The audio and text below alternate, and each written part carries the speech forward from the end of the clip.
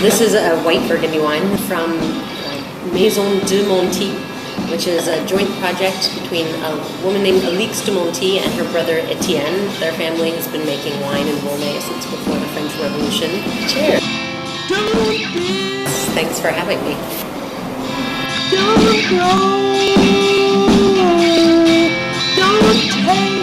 Learning how to taste wine or learning about wine, you stick your nose into the glass, and the thing you always hear is, what do you smell? And, oh, what do you taste? And basically our noses are a lot more complex than our palates are anyway, so we're going to smell a lot more, but it's also the first time you smell something is the most pronounced, and the way that our noses work and the way that we smell, the second time we smell that same thing, even if it's 5 or 10 seconds later, we're going to miss a lot of those obvious smells because they're already in our senses.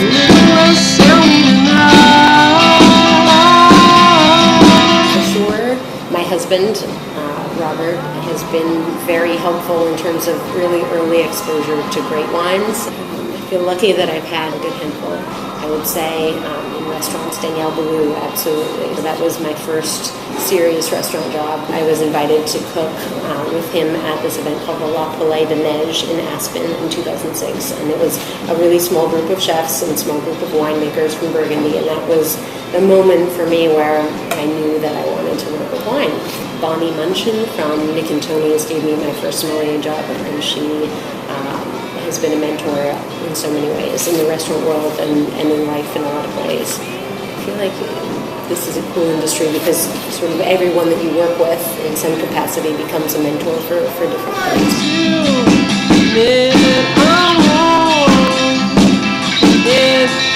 Reality show based on wine.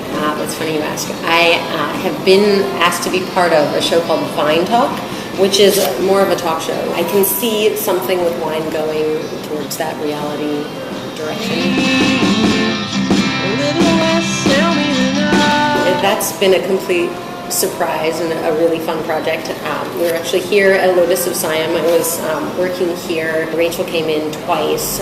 She came in with a group the first time, and I opened a bottle that they liked. And she came in again with her husband, John. She's hilarious. She is a riot. She has the best sense of humor, and they just sat down and they said, "We're in your hands." And that's when she and John told me about this project they're doing with Ehow.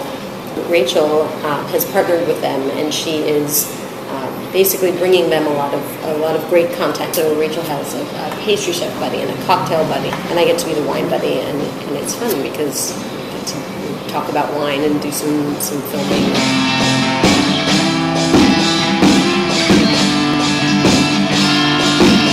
It's wonderful. I've been able to do that every year since 2006. It's a very special place, Burgundy. You have these monks who have been making wine in these vineyards, or who started making wine in these vineyards centuries ago. To be there every year, I think, is very helpful from a sommelier perspective. You actually be part of the land and see the grapes and hear the conversation.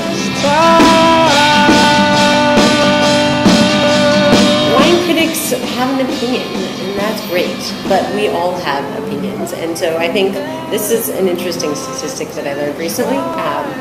So wine critics are very influential for male buyers, whereas women are more influenced by what the wine tastes like, what the label looks like, and price point. So you have, I think that a critic is useful in certain ways. I think at the end of the day, it's one person's opinion, and if your palate resonates with that person's opinion, then great. But the danger of these critics is that you have them training people how to taste whether or not they actually like that style of wine. Yeah, I'd love to. You have men and women who buy wine very, very differently. And I didn't want to make a wine for women but I wanted to make a wine that appealed to different sensibilities than wines that are currently marketed. Okay, so these are just fresh from yesterday. So the concept here is that we learn visually, and rather than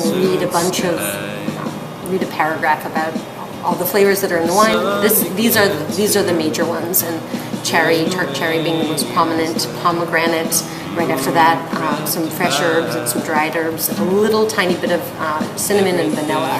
The idea is to empower people and to give them the tools to learn their own palate so that they know what they like.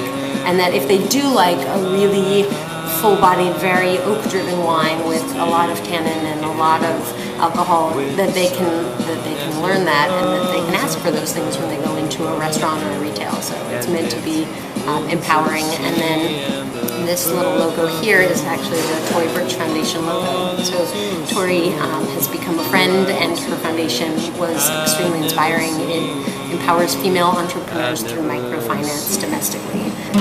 Having a company that can give back or serve a purpose is inspiring.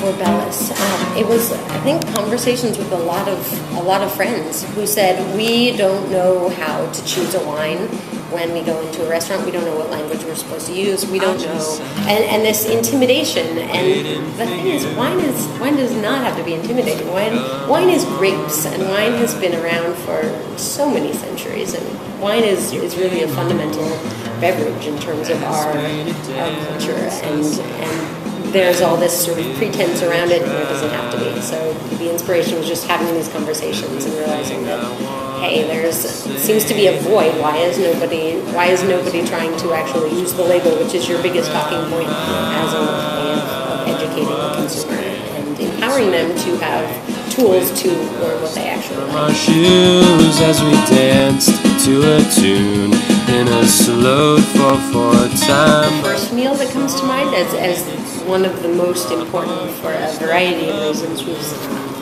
my first dinner at Trois Rows, and it was the night that Robert and I got engaged. And it is one of the most remarkable, it is the most remarkable restaurant I've ever been in. It is so worldly. The influences are so global. There's a lot of Japanese influence, there's a lot of French influence. Everything about that meal was remarkable. I love Robitaille. Actually, in New York on 9th Street. It's a Japanese restaurant. You go in and it's super neighborhood. It's a bunch of Japanese people and then a couple of non-Japanese people who figured it out. But it's fresh eggplant, it's fresh, all these amazing fresh ingredients, fresh fish, fresh poultry, vegetables, and it's just grilled beautifully on this big grill that's between you and the guy behind with the big pizza thing. And it's fun, it's delicious, it's fresh, it's creative. I think 11 Madison, I would have to say that what they're doing is I think extremely innovative especially for New York. But they decided that they wanted to be relevant on a global stage, and then they just made all these gradual changes that are leading up to that.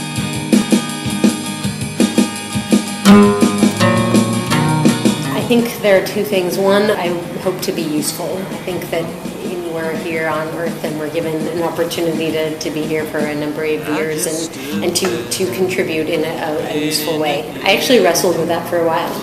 Is wine really important, and is this really a meaningful existence? To be able to help people relax and enjoy their life more, I think that's noble. I think also in particular with Bellus, to empower women to trust what they like and to learn what they like and to be empowered to know that. I want to say to you, there's no guarantee when you play wait and see, so get off the bench and get into the game before it's too late, before they close the gate, before you're left with yourself.